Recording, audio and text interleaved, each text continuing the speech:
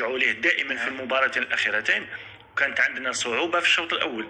دائما التغييرات عكس ما كان سابقا اللي في هو المباريات، يعني قبل كنا نسيطروا، كنا نسجلوا قبل ما تلحق الدقيقه 25. ولكن الان الامور تغيرت. اليوم تغيرت. المنتخبات اللي تلعب امام المنتخب الجزائري عارف ان عندها محرز، عندها الليلي، عندها انا لما كان بجاح سليماني يعرفوا نقاط القوه، تخلي المساحه تخليها فراغ، تخليها ما تقدرش يعني تسيطر على المنتخب الجزائري. الان على السيناريو تاعنا احنا بالنسبه للشوط الاول انه المنتخب المالي راح ما يخليش المدافعين أول شيء إخراج الكرة مع الإشهار ثم مباشرة إلى ملعب ميلود هدفي مباراة الجزائر المالي في هذه الودية. يكون في مكان فيغولي. لحد الان ما لقيناش اللاعب اللي كان يلعب دور قديوره.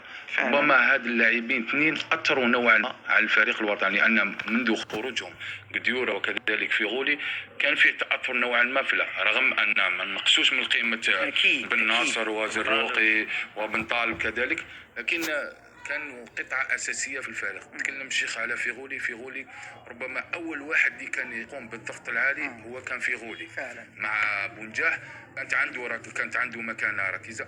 لكن الآن الناخب الوطني عنده خيارات كثيرة حتى في تغيير الخطة. شفنا وين قدر يلعب خطة ضد الفريق الكاميروني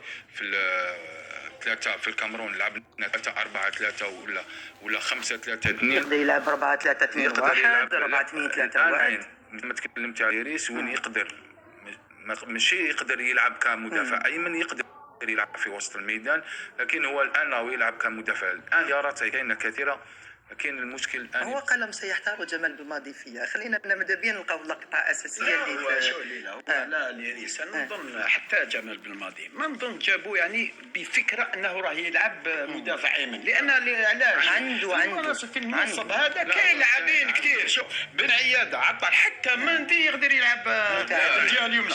اذا لك هو راه يلعب في صندوق نورمال هذه يعني يلعب في صندوق. اذا انا ما نظنش يعني الناخب جابوا لان ربما يشوف له يعني منصب اخر اللي يقدر يعني يساعده.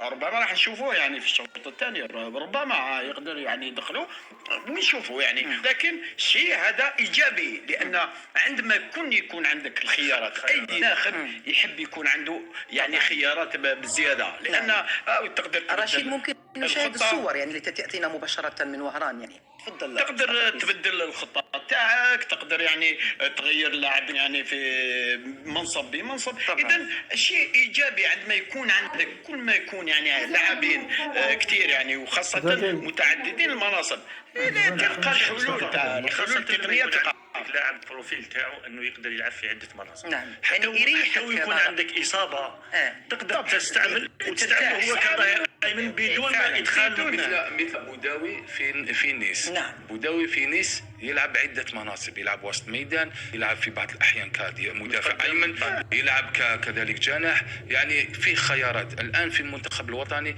بالنسبه لي، في خيارات كثيره. ولكن امين ربما شيء اخر نتحدثوا عليه بالنسبه للغيابات. ما هضرناش على الغيابات على شاكله ادم والناس، ستؤثر اليوم يعني؟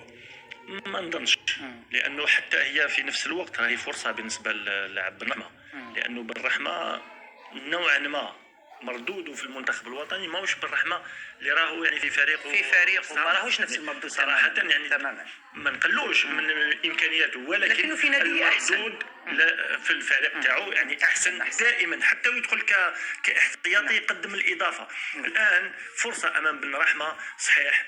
في المباراتين الاخيرتين شفنا ادم والناس يعني مستوى كبير من ناحيه الاستحفاظ، من ناحيه حتى المدافعين اللي امامه، الكرات يعني السليمه والسلسه لزملائه. يعني كل هذه خلاص الناخب الوطني نحى يعني ادم والناس يقدر يتكلم عليه. الان فرصه اخرى بالنسبه لبن رحمه، لانه في المباراتين الاخيرتين ما كانش متواجد. الان العوده تاعو يمكن غزير راهي في وهران يعني الحمد لله على الجزائر ونحتاج اليها كثيرا اكيد وقتها. طارق، تحدثنا ايضا امين بصغير، تحدثنا على ربما متعددي المناصب الى غير ذلك، اننا نشوف اسماء اخرى تلعب وقت اكثر. ما شفناش مثلا في مباريات سابقه راه يلعب كثيرا. هل عريبي اليوم فهمتني؟ هل اليوم بما ان مباراه وديه جمال بالماضي خلينا نشوفوهم يلعبوا اكثر، يعني نتوقعوا يعني. نتمنى رغم ان العريبي كانت عنده انتقادات كثيره من عند بعض الجماهير غير المناصرين، لكن نتكلم بالاحصائيات. ربما العريبي في الاحصائيات راس حربه اللي راه موجود الان في المنتخب الوطني فيه اسلام سليماني، فيه عموره، وكذلك العريبي. الاحسن منهم في الاحصائيات هو راهو العريبي اليوم سجل 6 أهداف. انا لو نشوفوا اسلام سليماني وامين عموره مسجل كل هدف، اسلام سليماني وعموره هدفين في الفريق تاعو، العريبي مسجل 6 أهداف. انا نتكلم على الاحصائيات ليس على الروندمون، لكن في الدقائق ربما الاكثر اللي راهو اسلام سليماني لاعب اكثر دقائق منهم. نتمنى ان شاء الله نشوفوا تغيير خاصه في الجهه الهجوميه، نشوفوا كذلك تالق كل من العريبي وعموره وكذلك اسلام سليماني، لان التالق هذو اللاعبين راح يكون فائده للمنتخب الوطني. حتى لو نعود المنتخب مالي، طارق منتخب مالي مدرب المنتخب المالي وجد قائمه فيها 4 لاعب فيها اسماء ثقيله، يعني شوفوا حتى الاسماء التشكيله الاساسيه اللي راح تلعب اليوم اسماء يعني اغلبها تلعب في البطولات يعني المحترفه سواء الفرنسيه او ايضا الاوروبيه، يعني حتى مدرب منتخب مالي راه يولي لهذه المباراه اهميه. الامور هنا تتغير بالنسبه للمنتخب المالي. لما تشوف مثلا اسماعيل، لما تشوف ميسايدو ايضا